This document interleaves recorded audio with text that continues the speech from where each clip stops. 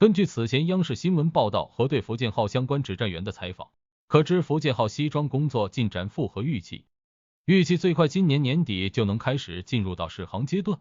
进入试航阶段通常意味着福建舰的建造工作的主要阶段已经完成，那么就将会进行一系列的测试和验证，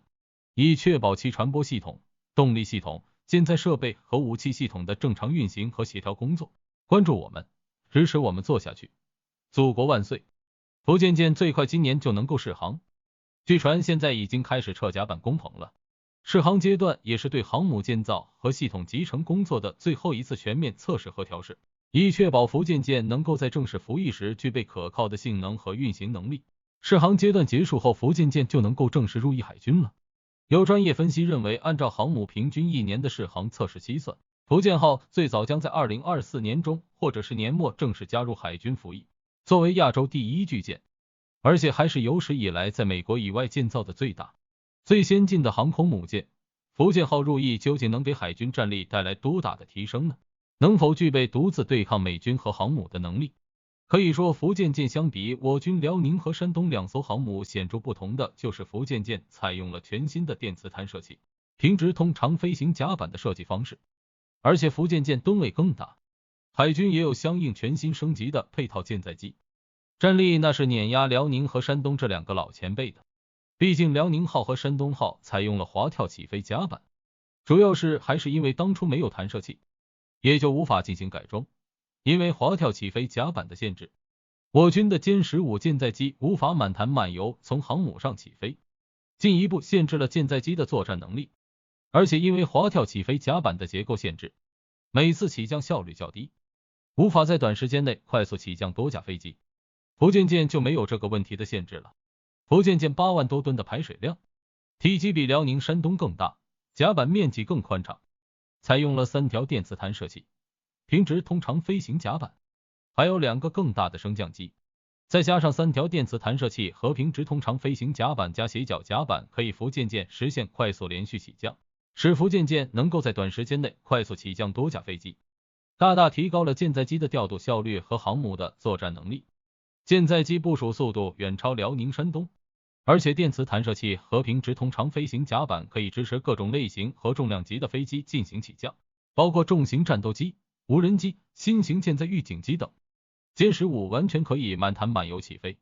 这实际上就确保了舰载战斗机能够100%发挥其作战效能。歼35性能要明显强于 F-35C，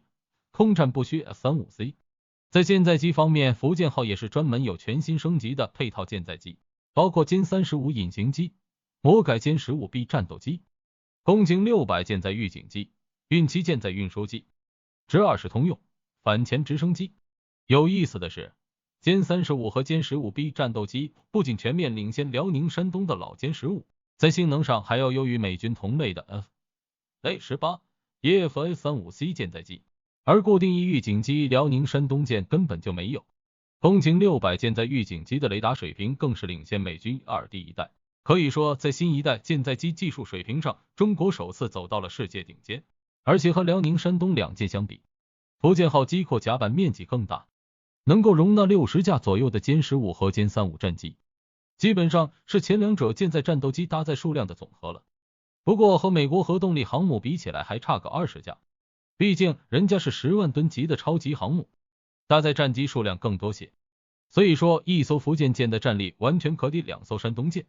当然，即便是真的按照斗兽棋的方式分析，福建舰也完全可以单挑美军的核航母，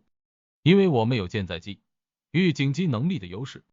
战斗机作战半径更远，意味着航母远程投送能力范围大，战时可以挂载空射高超音速导弹，在1500千米之外对美军核航母发起防区外高超音速打击。美航母打击群的宙斯盾根本无法防御我军的空射高超弹，而美军的舰载机作战半径还不如我军。更要命的是，其舰载机的反舰导弹对比解放军差距太大。A18、ES 鱼叉咱们就不提了，战时美军要用鱼叉反舰导弹作战无异于自杀。A18、ES 还有一款反舰导弹AGM-158C， 这款导弹是美军舰载机的主要反舰导弹，射程只有560千米，然而还是亚音速，攻击600舰在预警机发现其踪影后，就能够引导舰队的防空系统和舰载战斗机拦截，反舰效能远不如歼15搭载的重型高超弹。所以要进行1对1单挑的话，福建号完全能够应对美军核航母的威胁。